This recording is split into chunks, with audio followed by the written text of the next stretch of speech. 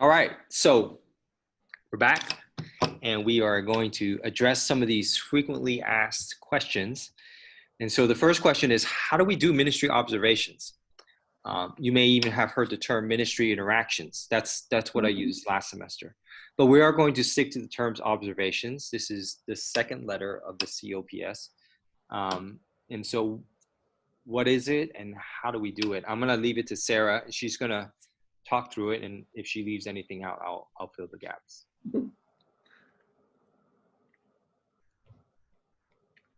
Okay, awesome. So the first part of ministry observation, at the beginning of the month, you will meet with the residents to explain your ministry philosophy and also your foundational core values. This way they kind of have a good understanding of what your ministry is about, then going into the opportunities that you will provide for them for observation. So that is the first part of observation.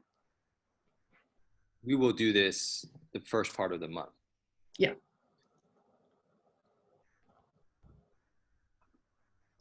And then, so as a coach, you are going to be the one who provides hands-on experience for the residents to take part in. And this is up to you to provide all the opportunities that they can take a part in. So you know your ministry best, and you know what will be best for these residents to have a part in. But we have a list of just a couple of these observations that they could do: ministry events, planning or administrative meetings. So I know a lot of these meetings fall on Tuesdays for your ministry. So having them just sit in with your ministry and see how planning happens, how you interact as a team, what that looks like. Small groups could be another way, teaching opportunities, community opportunities, and then we left a space for other, because we know there are many other ways for these residents to be able to understand how you do what you do. So we could leave that to your creative mind. So just to add a little bit, so the first week of every month, different ministries would be able to jump in, just like we did last semester in our rotations. Mm-hmm. The second and third weeks will be an open window. You will be able to provide the ministry opportunities, but it's incumbent also on the students or the residents to have a checklist and say, hey, I've already observed this, and I've already observed this.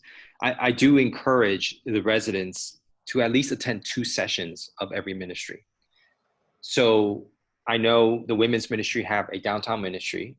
Am I correct in saying that? That helps with single moms or single divorce care or different things like that, right?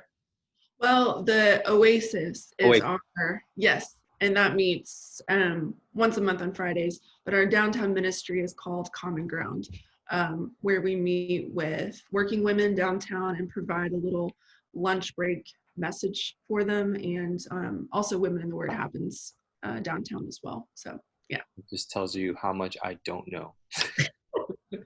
So yes, so thank you for correcting me. This is why we team up and do it together.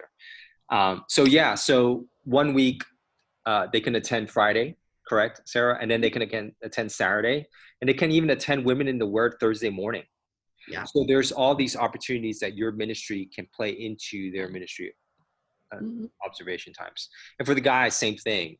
You have evening Bible studies with men's ministry. You have LS2 meetings with Renovate. You have, if they're interested in youth, they can get involved with MSM on a Sunday during the second service or first service. So there are all these ministry opportunities that's like that. What I can picture is like a revolving door. And so they get in, they plug in, they watch, they observe, they critique, and these are good opportunities for the students to take part in. Yeah. Okay, so this is the last part. Debrief will take place at the end of the month once the residents have gone through the first week of introduction and then the next couple weeks of observation. So the residents will prepare questions that they have after watching your events, your rehearsals, your meeting, whatever that might be. So they'll prepare a short page of questions so that they'll come to the meeting with you as a coach to ask these questions. and you will have the answer for them. So it should just be a really good time of discussion and clarification and yeah. So as it says, questions, critiquing, discussion-based forums with the purpose of creating a healthy environment for learning. And then, like I said, it's an opportunity between the residents and the coach to ask questions of what they've learned. And we do want to emphasize residents. Yes, yes. And so it's not so much a one-on-one as it is a one on the 4 residents that we currently have. So it's a kind of a team-based. Yeah. And they will come prepared with about a minimum of 10 questions. And it doesn't have to all be answered, but at least it sets up an environment where they can learn even more about what they've experienced.